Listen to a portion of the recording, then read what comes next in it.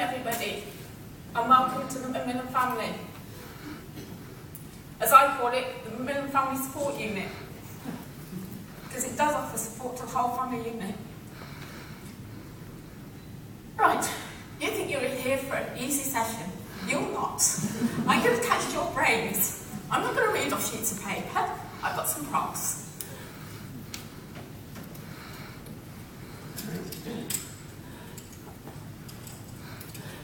A car, a hot apple, and a piece of fruit have in common.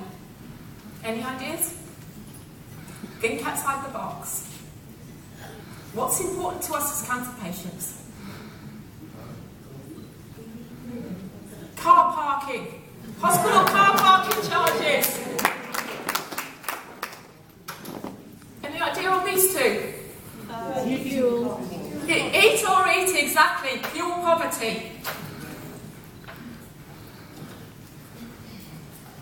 When I was planning my speech, I discovered from the Macmillan survey that 93% of cancer patients that filled in the Macmillan survey in 2009 were affected by fuel poverty.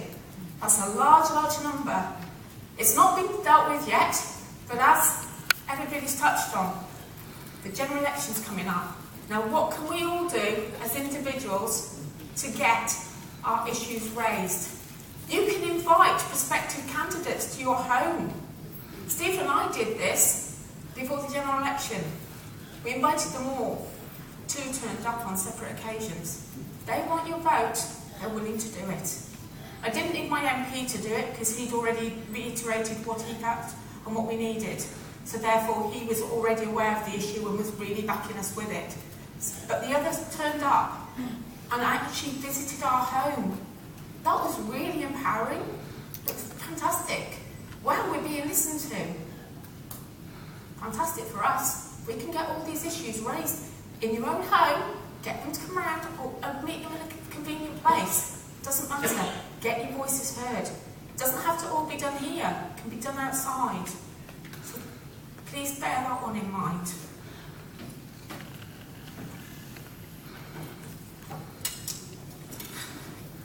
Thinking outside the box again. Any ideas?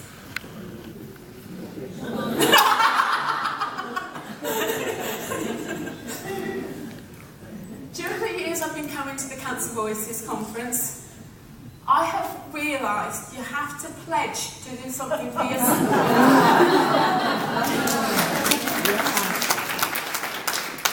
So the first one, pledge to do something for yourself because that's the hardest thing to do.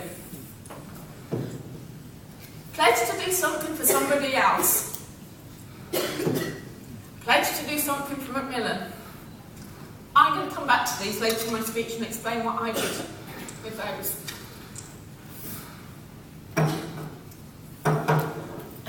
Successes.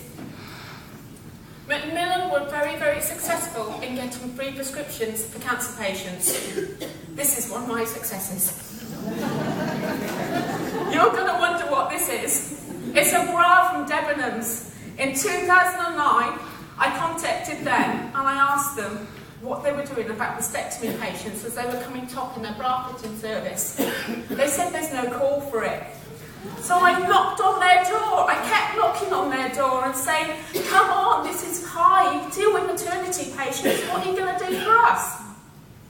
Eventually, in 2010, I get invited to a workshop in Sheffield, and Debenhams asked me, did I know any breast cancer patients in Sheffield? I didn't. But what I did was I contacted the Rotherham Breast Cancer Support Group and asked them if they were keen to come on board with this Debenhams issue. Too right they were. 8 people turned up from Rotherham. There was myself and a lady from Manchester. That's how important it was to us. They sat us in a room. They asked us what our problems were. We explained.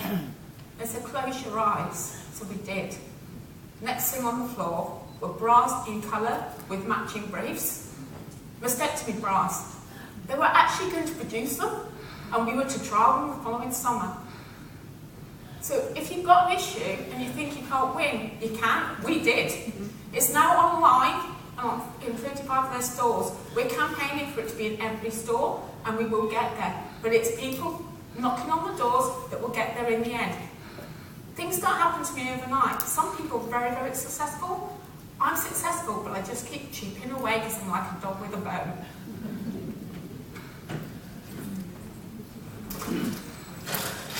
Any ideas what this is called?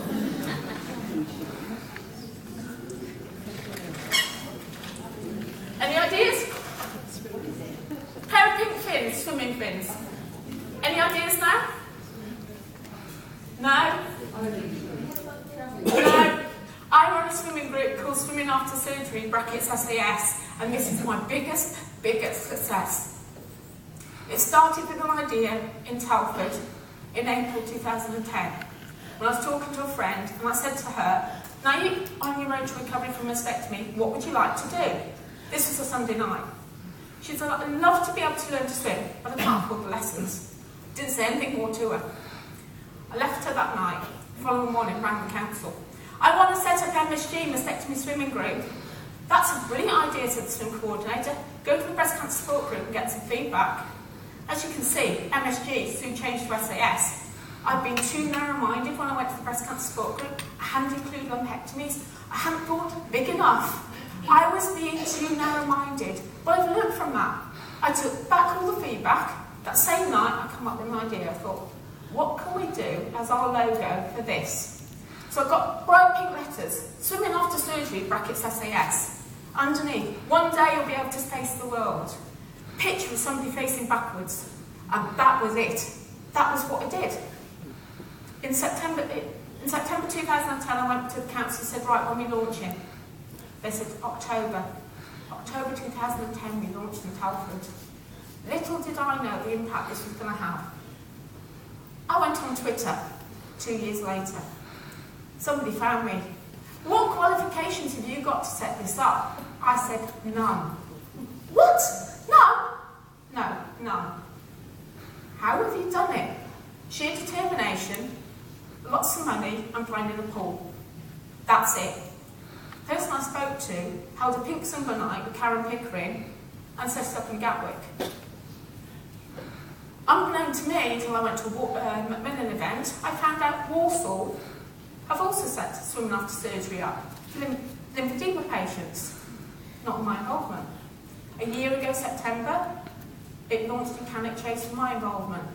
So as you can see, small acorns, big oaks grow. The sky's the limit with SAS. So as you can see, it's been a massive change for me, and it's been a huge empowering experience, and I'm learning all the time. So I don't take no, I change it to a yes. So if I come back to the pledges. The pledge I had, the first conference Steve and I came to, was we were desperate to find help with benefits.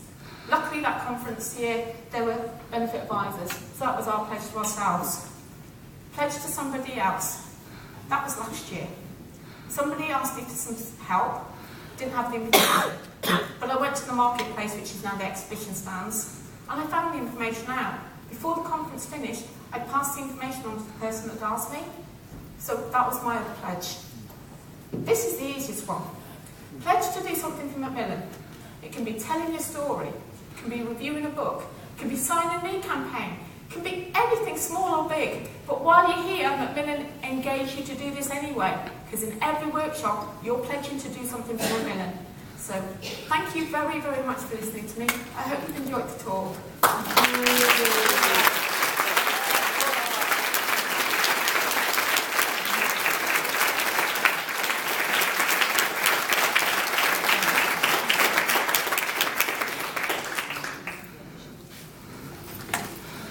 Oh.